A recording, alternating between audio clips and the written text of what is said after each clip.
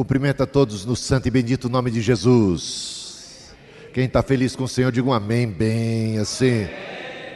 Oba! Então, pensei que não tinham comido a macarronada da mama.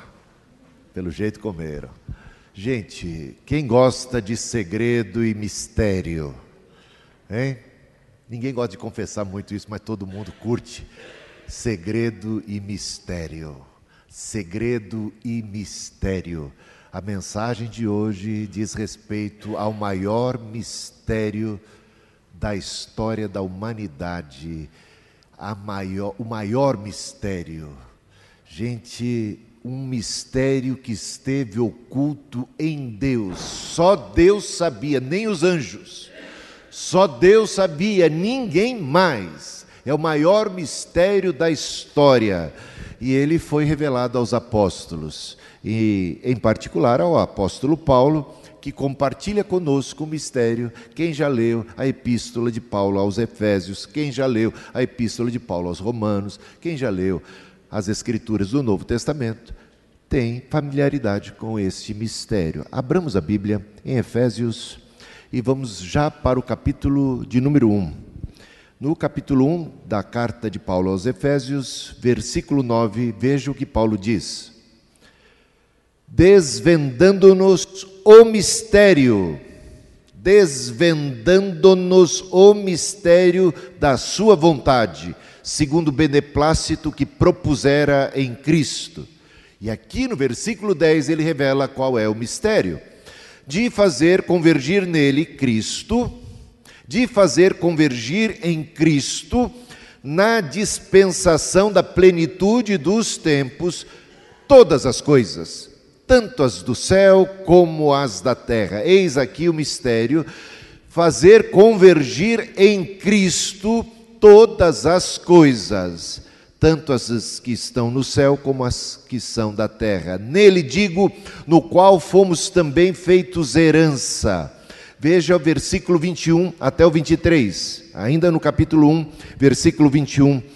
Acima de todo principado e potestade, poder e domínio, e de todo nome que se possa referir, não só no presente século, mas também no vindouro. Ou seja, colocou Cristo, esse é o propósito, é o alvo final, Cristo como cabeça, Cristo acima de tudo e de todos, acima de todo principado e potestade, e poder e domínio, e de todo nome que se possa referir, não só no presente século, mas também no vindouro. Versículo 22, e pôs todas as coisas debaixo dos pés, e para ser o cabeça sobre todas as coisas o deu à igreja, a qual é o seu corpo, a plenitude daquele que tudo enche em todas as coisas. Capítulo 2, versículo 14. Porque ele é a nossa paz, o qual de ambos fez um, e tendo derribado a parede de separação que estava no meio, a inimizade, aboliu na sua carne a lei dos mandamentos na forma de ordenanças, para que dos dois criasse em si mesmo um novo homem, fazendo a paz. Trata aqui da questão judeus e gentios. Trata aqui de Deus em Cristo derrubando a parede de separação, a inimizade que havia entre esses dois grupos de seres humanos, e dos dois constituindo um novo ser, um novo povo. Veja no versículo 16, e reconciliasse ambos em um só corpo com Deus, por intermédio da cruz, destruindo por ela a inimizade. Assim, já não sois estrangeiros e peregrinos, mas concidadão dos santos, e sois da família de Deus. Esta última frase diz respeito aos gentios. Paulo, voltando-se aos Efésios, cristãos gentios, ele diz: assim, vocês de Éfeso, vocês cristãos de outros povos, já não sois estrangeiros e peregrinos, mas concidadão dos santos, e sois da família de Deus. Vocês também são filhos de Abraão. Capítulo 3, ainda falando sobre o mistério. a partir do versículo 3. Pois segundo uma revelação me foi dado conhecer o mistério, conforme escrevi há pouco, resumidamente. Exatamente aquilo que acabamos de ler é o que Paulo, resumidamente, disse a respeito desse mistério. Volta ele agora, no capítulo 3, a falar mais uma vez desse mistério. Versículo 4. Pelo qual, quando ledes, podeis compreender o meu discernimento do mistério de Cristo, o qual em outras gerações não foi dado a conhecer aos filhos dos homens, como agora foi revelado aos seus santos apóstolos e profetas no Espírito. A saber, agora mais um resumo deste mistério, a saber que os gentios são co-herdeiros e membros do mesmo corpo e coparticipantes da promessa em Cristo Jesus por meio do Evangelho. Lembra da promessa que fez a Abraão? Lembra da promessa que Deus fez ao seu povo no Antigo Testamento? Aos judeus em primeira mão, aos hebreus? Agora nós que éramos estranhos a esta promessa, nós que não éramos de Israel, nós que não fazíamos parte, em Cristo Jesus, fomos feitos partícipes, somos herdeiros de Deus, herdeiros, co-herdeiros junto com a comunidade dos fiéis de Israel, herdeiros de Deus e co-herdeiros juntamente com Cristo, por meio do Evangelho. Capítulo 3, versículos 9 a 10. E manifestar qual seja a dispensação do mistério, desde os séculos, oculto em Deus, que criou todas as coisas, para que pela igreja a multiforme sabedoria de Deus se torne conhecida agora dos principados e potestades nos lugares celestiais. E, para terminar, capítulo 6 de Efésios, versículo 19. E também por mim, para que me seja dada no abrir da minha boca a palavra, para com intrepidez fazer conhecido o mistério do Evangelho. Meus irmãos, Paulo, no final dessa carta, pede oração à igreja. Orem por mim, para que me seja dada no abrir da minha boca a palavra, para que com intrepidez eu possa fazer conhecido o mistério do Evangelho. Vocês querem orar por mim agora, para que eu também possa fazer o mesmo? E eu pregarei e ajudarei vocês e orarei por vocês para que vocês possam ter discernimento desse mistério, possam valorizar este mistério, possam abrir a boca e ter a palavra do Espírito para comunicar, porque isso já não é mais mistério, isso já é revelação de Deus à sua igreja, que Ele pretende, através da sua igreja, tornar conhecido de todos, sem distinção. Faça aí a sua oração silenciosa em seu coração nessa hora.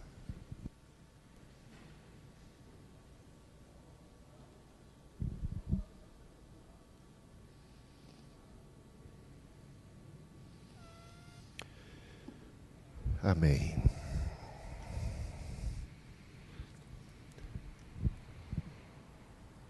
Eu não sei se todos aqui têm conhecimento, mas existe uma corrente teológica que infelizmente prevalece no mundo evangélico aqui no Brasil.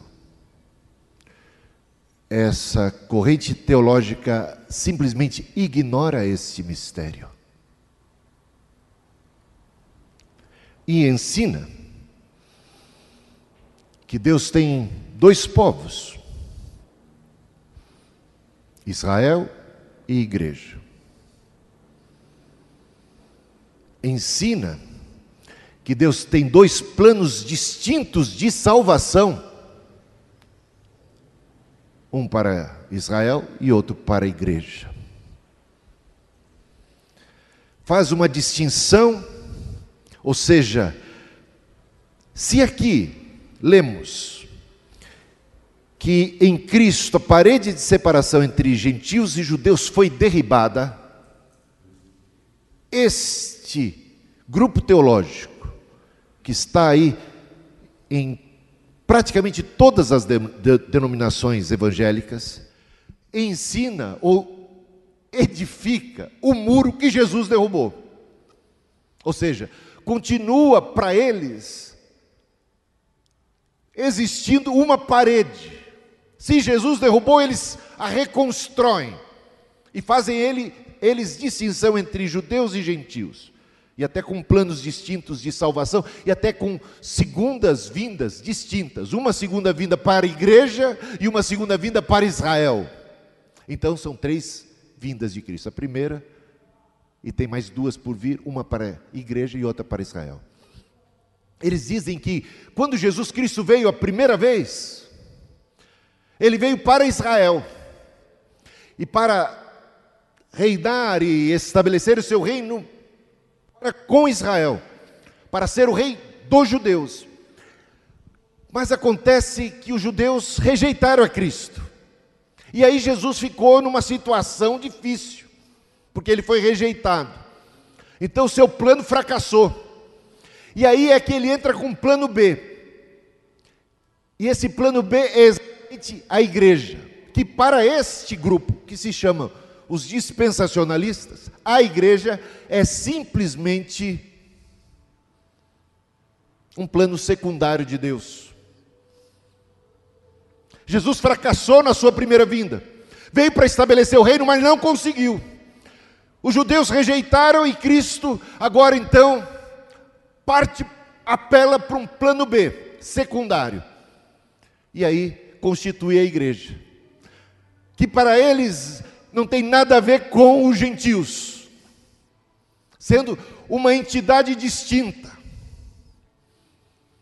e também que precisa necessariamente ser removida do cenário humano, e eles então ensinam que a segunda vinda de Cristo tem 2 fases, uma chamada arrebatamento, para remover a igreja, que era apenas um plano B intermediário,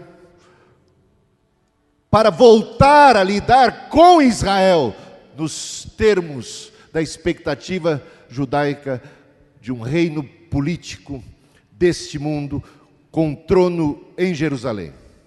Paulo, em Efésios, revela um mistério, e o mistério, meus irmãos, é que a igreja de nosso Senhor Jesus Cristo, não é um plano B, não é um plano secundário, não é uma coisa do acaso, não é, uma gambiarra.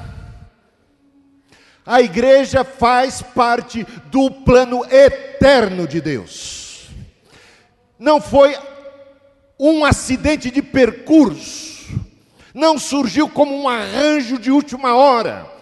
Estava já desde antes da fundação do mundo no coração, oculto em Deus. Porque Deus, quando chamou a Abraão e o abençoou, ele disse a Abraão: em ti serão benditas todas as famílias da terra. Abraão não foi chamado para ser pai de um povo, mas para ser pai de inúmeras, de múltiplas nações. Meus irmãos, e filho e descendente de Abraão não é quem tem o sangue de Abraão. Espiritualmente falando, o herdeiro da promessa é o filho de Abraão, que tem fé no Cristo. É só ler Romanos capítulo 4. Meus irmãos, Deus não faz acepção de pessoas. Todos pecaram e destituídos estão da glória de Deus, quer sejam judeus, quer sejam gentios, e a esperança de um judeu é a mesma esperança de um gentio, Cristo é a esperança, e Cristo não veio para ser apenas rei dos judeus, ele veio para ser rei dos reis e senhor dos senhores, e ele não fracassou na sua primeira vinda, ele venceu, ele chegou e ele abalou, Ele chegou chegando, ele disse: é chegado o reino. Se eu expulso demônios pelo Espírito Santo de Deus, é chegado o reino. E chegou a hora de ser expulso o príncipe deste mundo. E quando eu, o Filho do Homem, for erguido, e era uma referência à cruz, eu atrairei todos a mim. E é o que está acontecendo, meus amados irmãos. Jesus é a força de atração mais poderosa deste mundo. Jesus é o maior conquistador da história. Ele, na sua morte na cruz, triunfou sobre principados e potestades, como Paulo bem falou aos Colossenses, os expôs à vergonha, ao ridículo. Ele venceu. Meus irmãos, Jesus exultou e disse: eu vi a Satanás caindo como um relâmpago, eis que vos dou poder à igreja. Ele disse: graças te dou, ó Pai, porque ocultastes essas coisas dos sábios, dos poderosos deste século, mas as revelastes aos pequeninos. Graças te dou porque foi do teu agrado. E esses pequeninos recebem agora poder para pisar na cabeça da serpente, poder para pisar sobre todo o mal, para pisar sobre escorpiões e serpentes malignas, para dominar. Todo poder, disse Jesus, me foi dado no céu e na terra. E Jesus subiu aos céus e derramou do seu Espírito sobre a igreja. E nós temos o poder daquele que é sobre todos. Meus irmãos e irmãs, não é à toa que Paulo diz: em todas essas coisas somos mais do que vencedores. No mundo tereis aflições, mas tende bom ânimo, disse Jesus, eu venci o mundo. Meus irmãos, Jesus não é um fracassado, Jesus venceu. Jesus não precisa de plano alternativo, Ele é Senhor da história. Ele é o alfa, o ômega, o princípio e o fim. E o propósito dele sempre foi ter no reino, no seu reino, gente redimida, gente salva de todos os povos, tribos, línguas e nações. Antes de subir aos céus, ele disse: todo o poder me foi dado no céu e na terra, e de fazer discípulos de todas as nações. Ele subiu aos céus e assentou-se num trono, e diz que ele reina. Você sabe qual é o texto bíblico do Antigo Testamento mais citado no Novo Testamento? Salmo 110, versículo 1. É o texto do Antigo mais citado no Novo. O que diz o Salmo 110, versículo 1? Disse o Senhor ao meu Senhor: assenta-te à minha direita, até que eu coloque todos os seus inimigos debaixo dos pés. Este texto é o texto mais citado nas Escrituras do Novo Testamento. Por quê? Porque ele diz respeito a Jesus.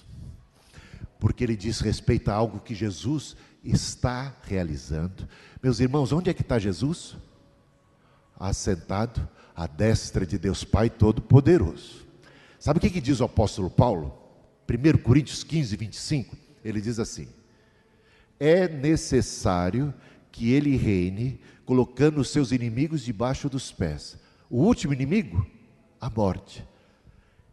A morte será tragada pela vitória por ocasião da segunda vinda de Cristo. Portanto, este reino de que Paulo fala, este reino de que Salmo 110, versículo 1 fala, é um reino que foi inaugurado já na primeira vinda de nosso Senhor Jesus Cristo. Ele venceu a morte, ele ressuscitou, todo o poder foi dado a ele, ele subiu aos céus, ele assentou-se à destra da majestade, ele vive e reina, e é necessário que ele reine, colocando os seus inimigos debaixo dos pés. Os seus inimigos estão um a um sendo subjugados. Meus irmãos, Cristo reina, ele não apenas vai reinar, ele já é rei. Nós adoramos hoje um rei que está no trono, ele vive e reina, ele está sentado acima de todo principado e potestade. E nós, pasmem, animem-se, fiquem maravilhados com o fato de que um cristão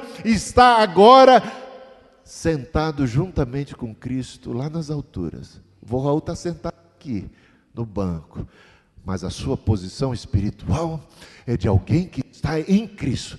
Quem está em Cristo, nova criatura é. Quem está em Cristo já faz parte do reino.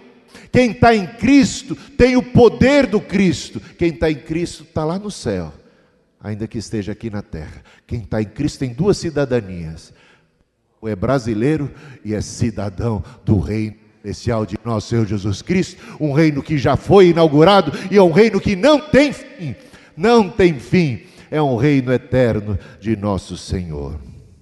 Esse mistério é a igreja aqui agora já tem Jesus por cabeça. A igreja é o corpo, não é? A igreja é o corpo de Cristo. Jesus é o cabeça da igreja. Mas o que nós lemos em Efésios capítulo 1? Que o propósito de Deus é que Cristo seja o cabeça de todas as coisas. E o que é que Cristo está fazendo? Através da igreja, da qual Ele já é cabeça, Ele está expandindo o seu governo. E através da igreja, a plenitude desse reino se expande. E o nosso propósito neste mundo é seguir na pegada de Jesus, que veio a esse mundo para desfazer as obras do diabo, que veio a esse mundo para ser luz que espanta as trevas, e as trevas não prevalecem contra a luz. E ele edificou a sua igreja sobre a rocha e disse: as portas do inferno não prevalecerão contra a igreja. Meus irmãos, nós temos a chave do reino. Aquilo que a gente ligar na terra será ligado no céu, e as portas, as cidadelas, as fortalezas do inferno que a gente encontra, aquelas que a gente se depara nesse mundo, elas estão aí para cair, porque temos o poder daquele que está sobre tudo e todos. Nós temos a graça, o Espírito, nós derrubamos as fortalezas. Gente, é isso. A luz, o que disse Jesus a nosso respeito? Vocês também são luz do mundo. E aonde a gente entra, vai espantando as trevas. Você é luz lá na sua casa, espantando as trevas do seu lar. Você é luz do seu ambiente de trabalho. Você é luz por onde você andar, na sua vizinhança, na sua comunidade, na sua coletividade. A luz é o poder do Espírito Santo, que vive e reina através de nós. O propósito de Deus é fazer convergir em Cristo todas as coisas, judeus, gentios e até a criação. Diz Paulo aos Romanos, no capítulo 8, que a própria criação geme e suporta angústias até agora e anseia, almeja a revelação dos filhos de Deus, porque nesta ocasião será ela também redimida do cativeiro. Meus irmãos, todas as coisas, o pecado entrou no mundo e causou separação do homem e Deus, afetou a criação e transtornou o quadro, mas o propósito eterno de Deus é, através de Jesus Cristo, promover restauração da imago Dei, da imagem de Deus que foi deturpada, que foi maculada, do relacionamento do homem que se apartou de Deus por causa do pecado, reconciliação dos homens. Deus nos deu a palavra da reconciliação, o Evangelho que cura, o Evangelho que restaura. Meus irmãos, nessa igreja nós temos gente que é de esquerda e gente que é de direita, nós temos corintianos, santistas, são até palmeirense, mas meus irmãos, o propósito de Deus em Cristo é derrubar todas as barreiras e separações entre nós, é formar uma comunidade. Um dia, e esse dia está perto, chegará esse dia em que terá só um pastor e um rebanho. Deus não tem dois povos, Deus não está dividido entre dois grupos. O propósito eterno de Deus era sempre ter uma família, e desta família todos nós somos descendentes de Abraão, todos nós somos descendentes de Abraão pela fé, porque o verdadeiro filho de Abraão é quem tem fé em Deus, é quem tem fé em nosso Senhor Jesus Cristo. Somos herdeiros da promessa, partícipes. E eu pergunto para vocês, você está otimista em relação ao futuro ou você é negativo, pessimista? Essa pergunta se faz necessária dentro desse tema, porque o dispensacionalismo ele lança uma visão muito negativa do futuro. Muito negativa. Porque o reino foi adiado. Cristo não está reinando. O que eles esperam é o mundo ir de mal a pior. E quanto pior, melhor, porque é sinal de que Jesus está às portas. O que a gente leu aqui não tem nada de negativo. A visão de Paulo é extremamente positiva em relação ao futuro. É necessário que ele reine colocando seus inimigos debaixo dos pés até o último inimigo. O último inimigo é a morte. Portanto, a morte será tragada pela vitória por ocasião da segunda vinda de Cristo. Meus irmãos, Deus não colocou a igreja nesse mundo para a igreja ser derrotada, para a igreja ser um fracasso. Cristo não vai voltar para uma igreja fracassada. Ele retorna a esse mundo para uma igreja sem mancha, sem mácula, sem ruga, uma igreja vitoriosa. Ele disse, é necessário que esse evangelho do reino seja pregado a testemunha a todas as nações, então e só então virá o fim. Ou seja, o fim não vem enquanto a igreja não é bem sucedida na sua missão de fazer discípulos de todas as nações. Deus nos deu poder, Deus está conosco e a gente deve ter muito otimismo. Eu quero ler aqui para vocês uma passagem escrita por John Wesley, o fundador do metodismo, do movimento metodista. E ele compartilha dessa visão otimista, dessa visão confiante, ao contrário daqueles crentes que hoje têm até medo de ler o Apocalipse, porque só enxergam coisa ruim no Apocalipse. Meus irmãos, o Apocalipse foi escrito para conforto da igreja, foi escrito para dizer que Deus está com a igreja, que a gente é mais do que vencedor. Quem dá a última palavra no Apocalipse é nosso Senhor Jesus Cristo. Ele é o alfa, Ele é o ômega, Ele vem, Ele triunfa, o mal é derrotado, a justiça prevalece e não há o que temer. E eu quero ler o que John Wesley escreveu. Ele diz assim, a respeito do cristianismo, ele diz assim a respeito da história. Foi então que os fundamentos do inferno se abalaram, e o reino de Deus foi se alargando progressivamente. Por toda parte havia pecadores voltando-se das trevas para a luz e do poder de Satanás para Deus. Assim se espalhou o cristianismo sobre a face da terra. Ele havia edificado sua igreja sobre a rocha e as portas do inferno não prevaleceram contra ela. Tempo virá em que o cristianismo prevalecerá sobre todas as coisas e cobrirá a terra, o mundo cristianizado. Eu não ouvi nenhum amém? John Wesley falou isso. Meus irmãos, eu quero que você pare para pensar na história da igreja um pouco. A igreja começou com Jesus e um pingado de gente. No final, no cenáculo só tinham 120.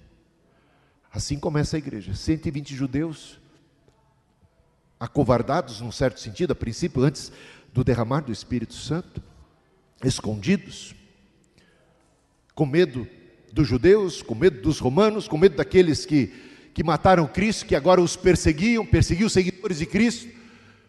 Começa, mas quando o Espírito é derramado, eles saem para fora com uma ousadia, com uma coragem tremenda. Eles são proibidos de proclamar, eles são ameaçados de morte, e o que diz Pedro em nome da coletividade dos discípulos e dos apóstolos é: mais importa obedecer a Deus do que aos homens. Eles são perseguidos, eles são mortos, eles são torturados. Nero bota fogo em Roma e a culpa nos cristãos. Os cristãos são como que odiados por todas as nações, tal era a propaganda anticristã. Mas, meus irmãos, o que nós vemos no decorrer de toda a história é o cristianismo prevalecendo. Aquele império romano déspota, tirano, que procurou de todas as maneiras exterminar e acabar e trucidar com cristãos e com o cristianismo. Com o passar do tempo, os pés da igreja, meus irmãos, até o imperador romano há de se converter e há de se dobrar diante do Cristo, do Rei dos Reis, do Senhor dos Senhores. Meus irmãos, isto é história. Está muito desanimado esse grupo aqui hoje, hein? Isso é história. Quantos cristãos nós temos no mundo hoje? Quantos? Mais de 2 bilhões. O que você acha disso? Ah, mas tem muito joio no meio do trigo. Tem, sempre teve. Até no grupo de Jesus, os 12, tinha um traíra, não tinha? Mas, meus irmãos, aquela pequena semente de mostarda, uma vez plantada, conforme Cristo profetizou, o reino dos céus é como uma simples, singela semente que, uma vez plantada, germina e cresce, e ninguém pode com ela.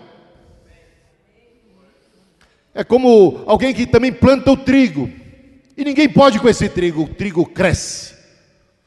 É claro que o inimigo planta o joio. O reino de Deus é descrito com essa ambiguidade, paradoxo, com esse antagonismo, há joio no meio do trigo. Mas, meus irmãos, a verdade é que as trevas não prevaleceram e não vão prevalecer contra a luz. A igreja tem no seu DNA, o DNA da vitória, o DNA de Cristo. Somos mais que vencedores. Nós temos uma mensagem, irmãos, que esteja no teu coração e na tua boca, uma mensagem de vida, uma mensagem de esperança. Deus nos deu poder sobre as trevas, deu poder sobre os demônios, nos deu poder sobre o inferno, nos deu poder sobre o mal.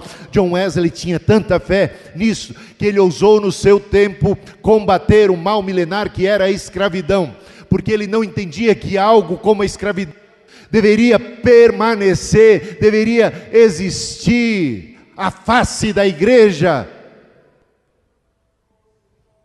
E o que aconteceu é que ele foi um instrumento poderoso de Deus para pôr fim ao tráfico negreiro, para pôr fim à escravidão na Inglaterra e em muitos países nesse mundo. Que coisa maravilhosa. O status quo não tem a última palavra, o mal não tem a última palavra, as trevas não têm a última palavra.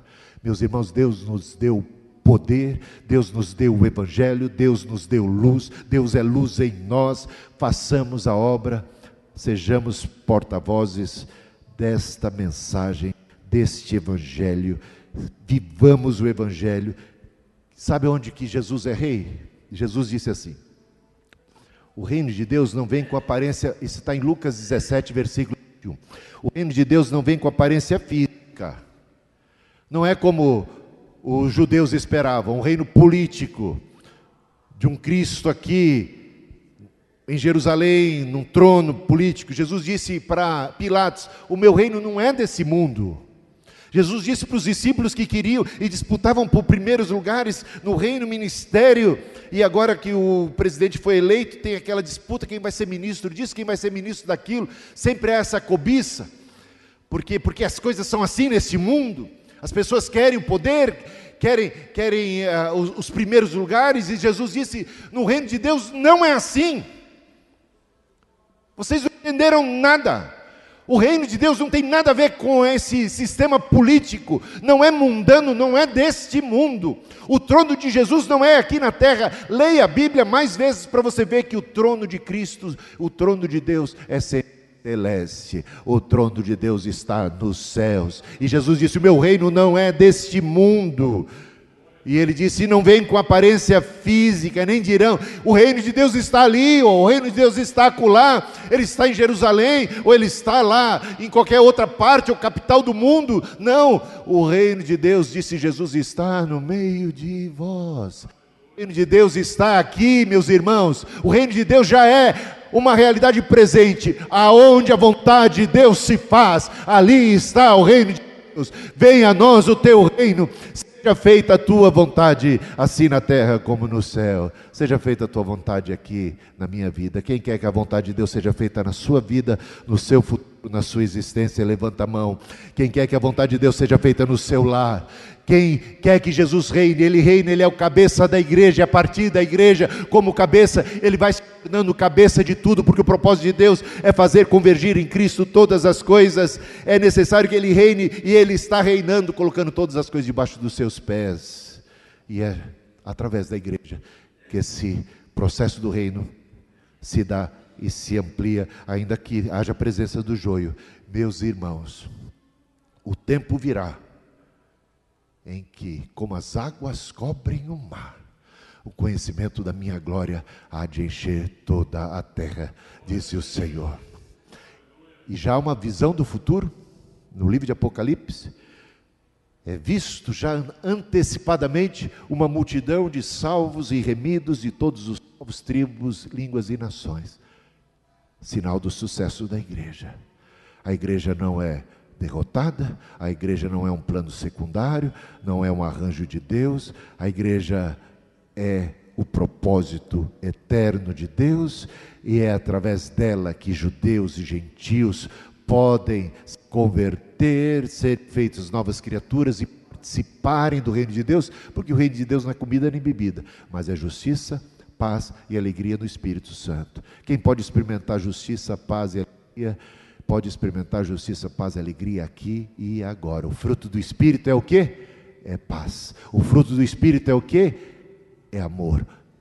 O fruto do Espírito é alegria. Meus irmãos, é aqui e agora. Eu quero que você experimente o reino de Deus. Eu quero que você seja cheio do Espírito Santo. Eu quero que você tome posse de tudo aquilo que Deus tem dado para você. A autoridade, graça, para vencer o pecado, para vencer o diabo, para vencer o mundo. No mundo tereis aflições, mas tem de bom ânimo, eu venci o mundo. Jovens, essas coisas eu vos escrevo porque sois fortes, a palavra de Deus está em vós e tendes vencido o maligno. Vencer as tentações, vencer as provações, permanecer em pé, dar testemunho e mudar a realidade ao nosso redor. Meus irmãos, eu vejo tanto crente tão entusiasmado nesses últimos meses com as questões políticas, tão apaixonados são em suas postagens, tão confiantes em determinado partido, ideologia ou personagem ou líder político. Meus irmãos, a nossa confiança não está nos homens, em nenhuma ideologia deste mundo. O reino de Deus, em Cristo está a nossa esperança. E eu quero ver a paixão do povo de Deus pelas coisas do Senhor, pela palavra, pelo Evangelho. Amém? Coloquemos-nos em pé e oremos ao Senhor.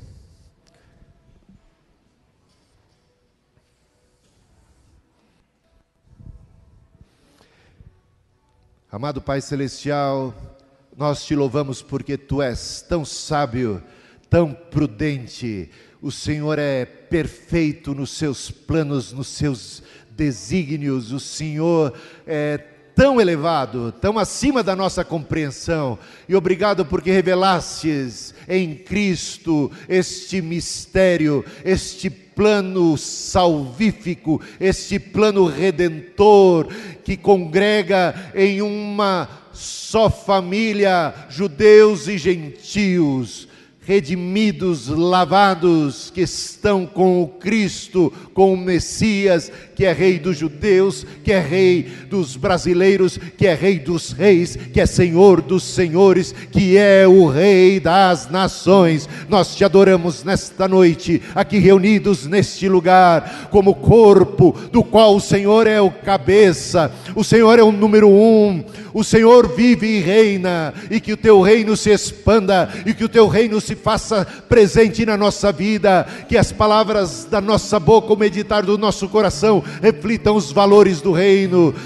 Expressem o teu coração, o teu Espírito em nós, nos fazendo luz, nos fazendo sal da terra, nos fazendo instrumentos que expandem a luz e o alcance da luz, cristianizando o mundo, discipulando nações, fazendo discípulos e colocando um a um os inimigos debaixo dos teus pés. Tu que és o Senhor, e Tu és tão atraente, teu amor revelado na cruz, algo impressionante. Ninguém jamais nos amou como o Senhor nos amou e como o Senhor nos ama. Nós te bendizemos, nós te louvamos, tributamos a Ti honra, glória, nossa vida, a igreja, a comunidade, Aviva-nos, Senhor. Nossa esperança em Ti esteja mais acesa que nunca. Nossa confiança no amanhã. Nossa confiança, Senhor, que o Senhor em nós nos impulsiona para algo melhor e superior, aquilo que vivemos, experimentamos aqui e agora, ainda que tenhamos muitas batalhas, as enfrentamos com confiança, porque o Senhor está acima de todos os principados e potestades que nos desafiam. O Senhor está acima, o Senhor está adiante inclusive, o Senhor vai à frente, e o Senhor enfrenta por nós, e o Senhor é mais do que vencedor, e nós em Ti mais do que vencedores. Honras e glórias ao Teu nome. Aviva-nos, Senhor, aviva o coração do Teu povo, que sejam evangelistas, que preguem o Evangelho, que amem as Tuas palavras, que se apeguem às Tuas promessas, que encham os seus corações, que encham a sua alma do Teu Espírito, que sejam fortalecidos, que tenham confiança, que tenham fé e que possam saltar muralhas, possam vencer o inimigo e possam glorificar o Teu nome, e possam ser bênção na vida de tantos, e possam fazer muitos mais filhos de Deus na sua caminhada, onde quer que estejam. Usa, eu te peço, os Teus filhos por Tua graça e misericórdia, porque o Teu Evangelho nos alcançou, porque a Tua graça é viva, porque o Senhor nos fez novas criaturas, e o Senhor quer a casa cheia, o Senhor quer a sala do banquete repleta de redimidos de todos os povos, tribos, línguas e nações, porque Tu és o Rei, o Senhor, o cabeça. Louvado seja o Teu nome. Cantemos ao Senhor, vamos adorar a Deus no final desse culto. Falando entre nós com salmos e cânticos espirituais, assim seremos cheios do Espírito. Por certo provaremos da vontade do Senhor, por quantos dias são maus, sujeitando-nos uns aos outros no temor de Deus, preservando a unidade do Espírito, porque Cristo em sua carne desfez a inimizade, e de ambos os povos somos um. Celebremos a unidade que foi feita lá na cruz, pela morte de Jesus. Ministramos com alegria sacrifícios de louvor a Deus, o nosso amado Pai. A Deus, o nosso amado Pai. Vamos cantar novamente.